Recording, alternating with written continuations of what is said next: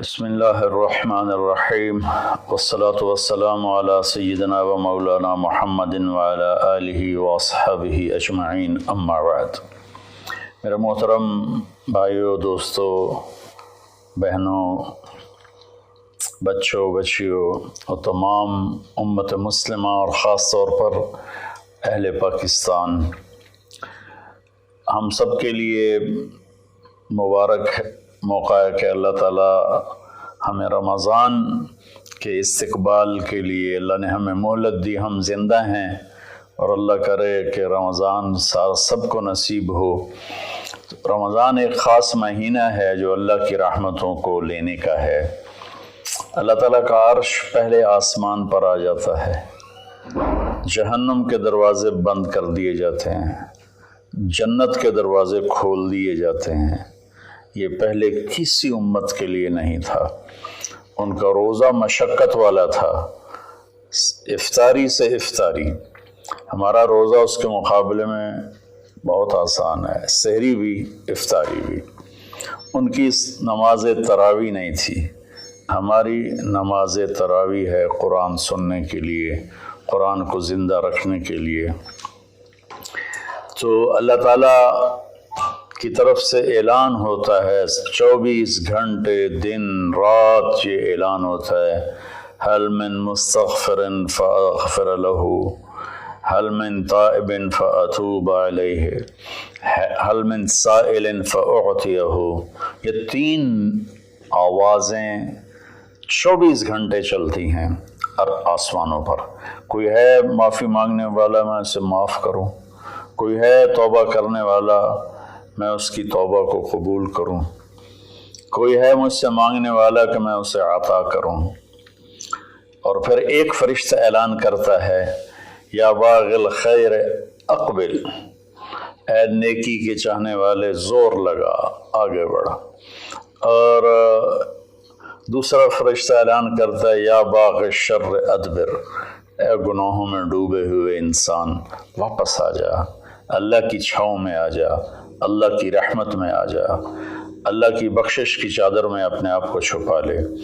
اور اس میں فرض 70 فرض کے برابر ہو جاتا ہے، نفل فرض کے برابر ہو جاتا ہے۔ اور حضرت علی رضی اللہ تعالیٰ عنہ علیہ السلام کا فرمان ہے کہ کوئی شخص ایک فرض روزہ چھوڑ دے، پھر اس کی قضا میں قیامت تک عملی نفلی روزے رکھتا رہے تو اس ایک فرض کو نہیں پہنچ سکتا۔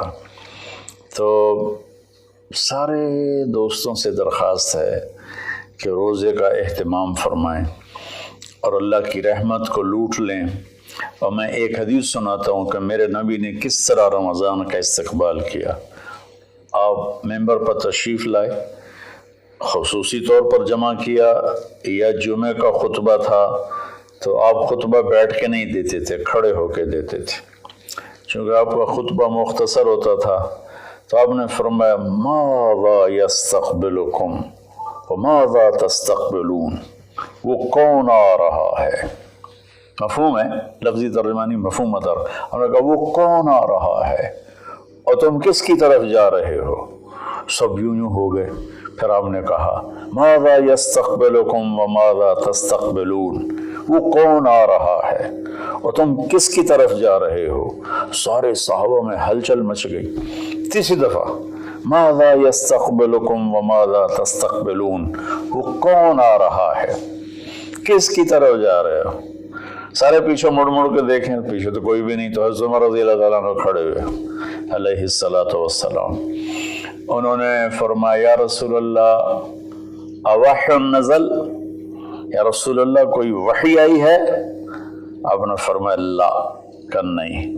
اعدو حضر، اللہ نے آپ کو آنکھ دی ہے دیکھنے والی، تو کیا کوئی دشمن مدینے کی طرف آ رہا ہے اور آپ نے دیکھ لیا ہے اور وہ ہم پر حملہ کرنے آ رہا ہے، ہم تیاری کریں؟ آپ نے کہا لا، نہیں یہ بھی نہیں۔ تو انہوں نے پوچھا، بھائی یا رسول اللہ کون آ رہا ہے؟ تو آپ نے کہا رمضان آ رہا ہے، سبحان اللہ، کیا خوبصورت انداز تھا متوجہ کرنے کا، عظمت بٹھانے کا، ہیبت بٹھانے کا رمضان آ رہا ہے۔ پھر آپ نے اس کے فضائل سنائے کہ اس میں جنت کے دروازے کھل جاتے ہیں، جہنم کے دروازے بند ہو جاتے ہیں، اور جنت کی حوریں اللہ سے دعا کرتی ہیں یا اللہ اس رمضان میں اپنے نیک بندوں میں ہمارے شوہر ہمارے لیے منتخب فرما اور ان کے ذریعے ہماری آنکھیں ٹھنڈی فرما۔ اور جہنم کے سارے دروازے بند ہو جاتے ہیں، شیطان قید ہو جاتا ہے۔ اور اس رمضان کا مطلب ہے جلنا، رمض یرمز، جلنا۔ سارے مہینوں کے نام عربوں نے رکھے، محرم، صفر، ربیع الاول، ربیع الثانی سے لے کر آخر تک۔ رمضان کا نام اللہ نے قرآن میں لکھا، شہر رمضان الذی انزل فیہ القرآن، کہ یہ عرشوں پر اس مہینے کا نام طے ہوا رمضان۔ تو اس مہینے کے نام اور روزے میں کیا مطابقت ہے، ان میں جوڑ کیا ہے کہ رمضان جل جانا۔ اس میں جب کوئی روزہ رکھنے والا، روزہ رکھنے والی جب روزے رکھتا جاتا ہے تو اس کے گناہ پچھلے سال کے جلتے جاتے ہیں، جلتے جاتے ہیں، جلتے جاتے ہیں، یہاں تک اللہ جیسے لوہے کو صاف کیا جاتا ہے آگ سے، اور دھاتوں کو صاف کیا جاتا ہے آگ سے، اور ظاہری میل کو صاف کیا جاتا ہے پانی سے۔ تو پورے سال میں جو گندگیاں ہمارے اندر گھس جاتی ہیں، کبھی حسد، کبھی بغض، کبھی کینہ، کبھی کچھ، تو اللہ تعالیٰ اس کو اندر سے کھینچ کے باہر نکال کے صاف کر دیتا ہے۔ اور عید کی رات کہتا ہے کہ فرشتوں سے جن مزدوروں نے مزدوری پوری کر دی ہو تو اس کا کیا، اس کے ساتھ کیا ہونا چاہیے، تو سب نے عرض کیا اس کو مزدوری ملنی چاہیے۔ تو پھر اللہ تعالیٰ فرماتے ہیں تم گواہ رہو، میرے بندوں نے دن میں روزہ رکھا، رات کو قیام کیا اور میرا قرآن سنا، میں اس مزدوری کے بدلے ان کے سارے گناہ معاف کرتا ہوں۔ تو میری درخواست ہے تمام بہن بھائیوں سے کہ ہم اس کی تیاری کریں۔ ایک تیاری ہوتی ہے ظاہری جو ہم چیزیں اکٹھی کرتے ہیں، ایک تیاری وہ ہے جس کے بغیر ہمارا روزہ قبول نہیں ہوگا۔ میرا نبی کا فرمان ہے 4 آدمی ایسے ہیں جن کی لیلۃ القدر میں بھی بخشش نہیں ہوتی، تو رمضان کی باقی راتیں تو اس سے ادنا ہیں، کہ 4 اگر قسم کے گناہ، چاروں کسی میں ہوں یا ایک کسی میں ہو، بخشش نہ ہونے کا مطلب یہ ہے کہ اگر وہ توبہ نہیں کرے گا تو اس کا روزہ اس سے معافی نہیں دلا سکے گا۔ توبہ کرنے پر تو کفر معاف ہو جاتا ہے، توبہ کرنے پر تو شرک معاف ہو جاتا ہے، ہر بڑے سے بڑا گناہ معاف ہو جاتا ہے۔ اور اللہ کی رحمت کا بتاؤں، میرے نبی کا فرمان ہے ما اصر من استغفر وین عاد فی اليوم 70 مرۃ۔ چند دن پہلے ایک نوجوان نے مجھے فون کیا، مولانا بڑی توبہ کرتا ہوں پھر گناہ ہو جاتا ہے، 10-15 دن سے اوپر نہیں گزرتا ہے پھر گناہ ہو جاتا ہے، پھر توبہ کرتا ہوں تو یہ توبہ کا مذاق ہے، میری بخشش نہیں ہوگی۔ وہ دوڑ رونے لگا ٹیلی فون پر۔ تو جب تھوڑا اس کے آنسو روکے تو میں نے اس کا بیٹا تو میں ایک حدیث سناتا ہوں کہ میرے نبی کا فرمان ہے جو دن میں 70 دفعہ توبہ توڑے، اور 70 سے مراد 10 7 70 نہیں، عربی میں 70 سے مراد ہوتا بے شمار۔ میرے نبی نے فرمایا کہ جو دن میں 70 دفعہ توبہ توڑے اور پھر توبہ کر لے سچے دل کے ساتھ، تو میرے رب کی نظروں میں وہ محبوب ہے، وہ اس کا پیارا ہے، چاہے وہ بار بار توبہ توڑتا ہے لیکن اس کے بعد وہ روتا ہے، معافی مانگتا ہے، اور آخری سانس تک اللہ نے توبہ کا دروازہ کھلا رکھا ہے۔ باب التوبۃ مفتوح ما لم یغرغر، جب تک گلے کا وہ گھنگرو بند نہیں ہوتا اس وقت تک اللہ تعالیٰ بندے کی توبہ کے لیے دروازہ کھول کے بیٹھا ہوتا ہے۔ موت نظر آنے لگے پھر کہے یا اللہ میری توبہ، تو وہ قبول نہیں ہے، لیکن اس سے 1 منٹ پہلے اسے پتہ نہ ہو وہ توبہ کر لے تو اللہ اس کی توبہ معاف کرتا ہے۔ میں ایک دفعہ جماعت میں گیا نواب شاہ، تو ایک گھر میں بڑے وڈیروں کو اکٹھا کیا تو آخر میں توبہ کراتا ہوں، کہو یا اللہ میری توبہ، یا اللہ میری توبہ، یا اللہ میری توبہ۔ تو اس میں ایک وڈیرا صاحب تھے، بڑی بڑی مونچھیں تھیں، بڑا ہیوی ویٹ، ان کی آواز سب سے بلند تھی، یا اللہ میری توبہ، یا اللہ میری توبہ، یا اللہ میری، اور ساتھ رو رہے تھے زار و قطار۔ واہ میرے رب! یہ بیان تھا ظہر سے پہلے۔ وہ گھر گئے ہیں اور رات کو ان کو ہارٹ اٹیک ہوا اور ان کا انتقال ہو گیا۔ ساری زندگی نافرمانی میں تھی۔ مجھے لوگوں نے بتایا کہ وہ بڑے کوئی اچھا زندگی کا رخ نہیں تھا، لیکن میں یقین سے کہتا ہوں کہ اس دن کی ان کی توبہ نے ان کو اللہ کی بارگاہ میں محبوب بنا دیا، مقرب بنا دیا۔ تو میں صرف 4 باتیں ہیں میرے بھائی بہنوں۔ ایک ہے مدمن خمرن، جو مستقل شرابی ہو اور شراب کا عادی ہو، اس کی رمضان کے روزے سے بخشش نہیں ہوتی۔ عاقل لوالدیہ، جو والدین کو پرزے کر دے۔ والدین کا اونچا بول کبھی کبھی بولا جاتا ہے، کبھی بدتمیزی ہو جاتی ہے، اس کو نافرمانی نہیں کہتے۔ جو اپنے والدین کے دل کے ٹکڑے آنکھ پھاڑنے کو کہتے ہیں۔ یہاں اللہ تعالیٰ نے، اللہ کے نبی نے نافرمانی کا لفظ استعمال نہیں کیا، بلکہ حقوق کا مطلب کسی چیز کو پھاڑ کے پرزے کر دینا۔ تو جو ماں باپ کو اتنا زخمی کرے کہ ان کی آہیں نکلیں، ان کے آنسو نکلیں، اس کی بھی بخشش نہیں ہوگی۔ تیسرا، جو قاطع الرحم، جو رشتہ داروں سے لڑتا رہتا ہو، کسی سے نہ بنا کے رکھے، نہ بھائی سے، نہ بہنوں سے، نہ چاچے سے، نہ مامے سے۔ ماں اور باپ کی طرف سے جتنے رشتے ہیں وہ رشتے ذوی الارحام کہلاتے ہیں۔ جو ان رشتوں کو توڑتا ہے اور ان سے لڑتا بھڑتا ہے، اپنے آپ کو سپیریئر سمجھتا ہے، یہ سب گند ہے، یہ سب ایسے ہیں، ایک اس کی بخشش نہیں ہوتی۔ اور چوتھا ہے المشاحن، جو دل میں کسی کے لیے بغض پالتا ہو، نفرت رکھتا ہو، حسد رکھتا ہو۔ المشاحن کا لفظ ان ساری چیزوں پر ہے۔ تو میرے بھائی بہنوں، اس میں جو چیز سب سے زیادہ عام ہے نا، وہ آخری ہے۔ ہر آدمی شرابی نہیں ہے، اللہ کا فضل ہے، کروڑوں مسلمانوں نے کبھی شراب کو دیکھا بھی نہیں ہے۔ ہر آدمی ماں باپ کا نافرمان نہیں ہے، ہر آدمی اپنے رشتہ داروں سے لڑا ہوا نہیں ہے، لیکن ہر آدمی اپنے دل میں کسی نہ کسی کا بغض پالے بیٹھا ہے، کسی نہ کسی کی نفرت لیے بیٹھا ہے، کسی نہ کسی کا حسد لیے بیٹھا ہے، کسی پر غصہ لیے بیٹھا ہے۔ یہ چونکہ انسان کی فطرت ہے کہ وہ منفی چیزوں کی طرف جلدی جاتا ہے، نیگیٹیویٹی کی طرف ایسے جاتا ہے جیسے پانی اوپر سے نیچے، اور پازیٹیو چیزوں کی طرف جانا مشکل ہوتا ہے جیسے نیچے سے اوپر جانا۔ تو اس میں پھر آدمی پھسل جاتا ہے۔ ایک اس ہمارے سوشل میڈیا نے اس طرح نفرت پھیلا دی ہے، جھوٹی باتیں کر کے، جھوٹے عنوان لگا کر۔ تو میری گزارش ہے سارے بہن بھائیوں سے، ہم رمضان کی تیاری کریں۔ کیا تیاری کریں؟ ہم اللہ نہ کرے کوئی شرابی ہو، کوئی ہے تو اللہ کے واسطے توبہ کر لیں۔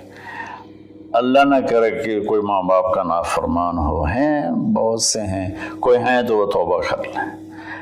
اللہ نہ کرے کوئی رشتہ داروں سے لڑتا رہتا ہو، کوئی ہے تو وہ توبہ کر لیں۔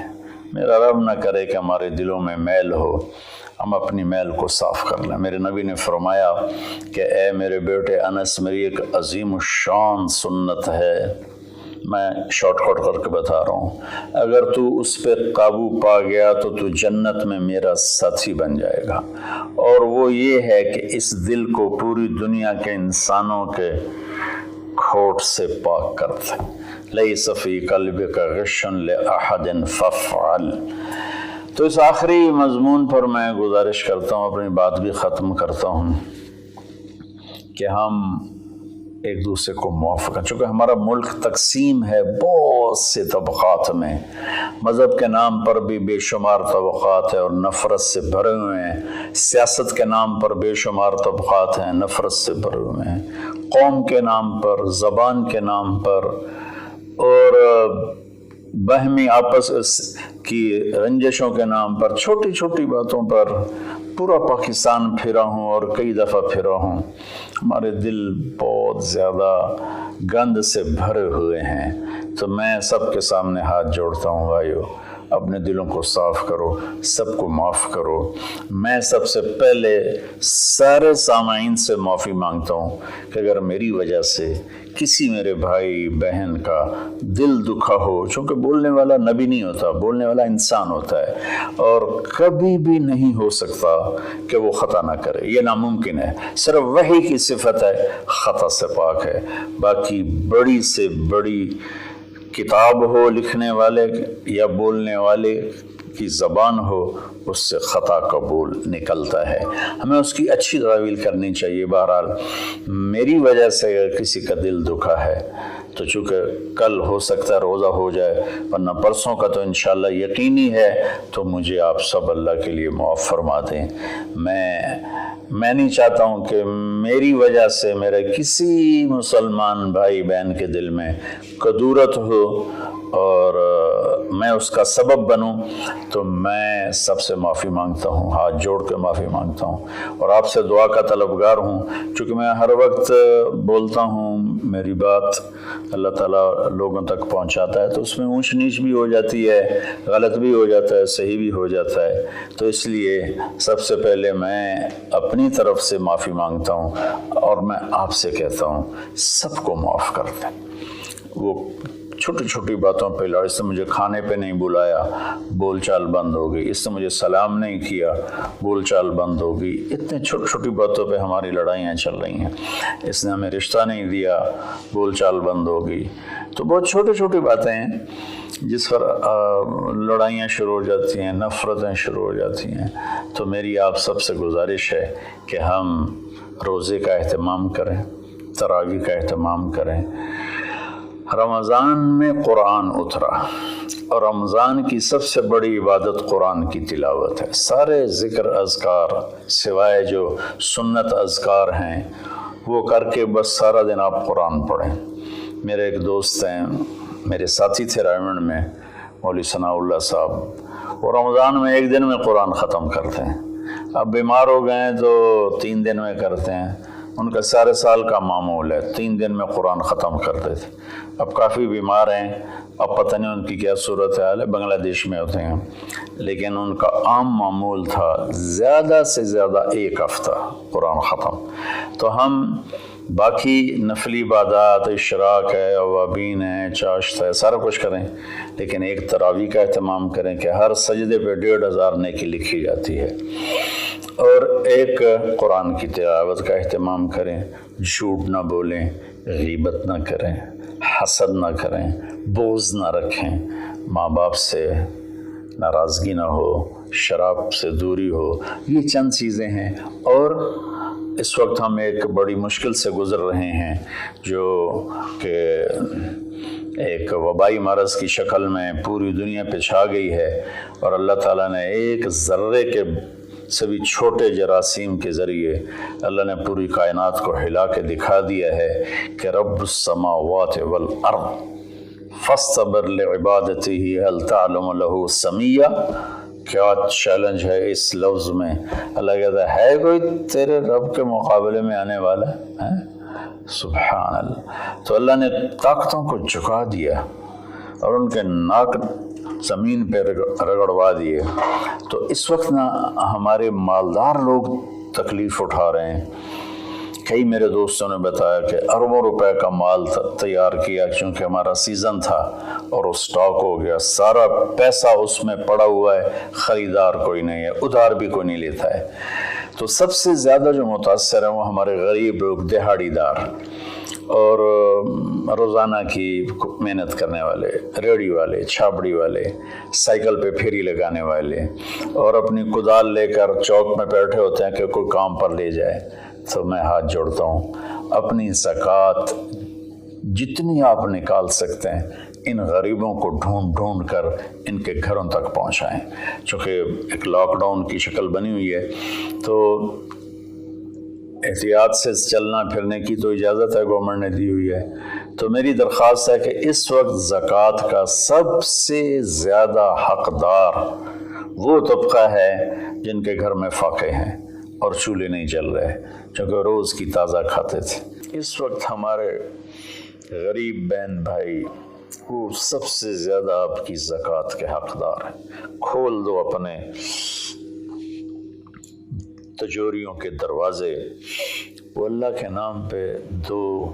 اس وقت آپ کی زکوٰۃ، صدقات، خیرات ساری کی ساری ان کو جاتی، کھانے بنا بنا کے بھیجو، راشن کے پیکٹ بنا کے بھیجو۔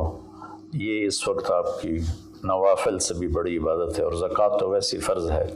تو اللہ تعالیٰ مجھے آپ کو اس رمضان میں زندہ بھی رکھے اور اس کے آداب کے مطابق ہمیں کام کرنے کی توفیق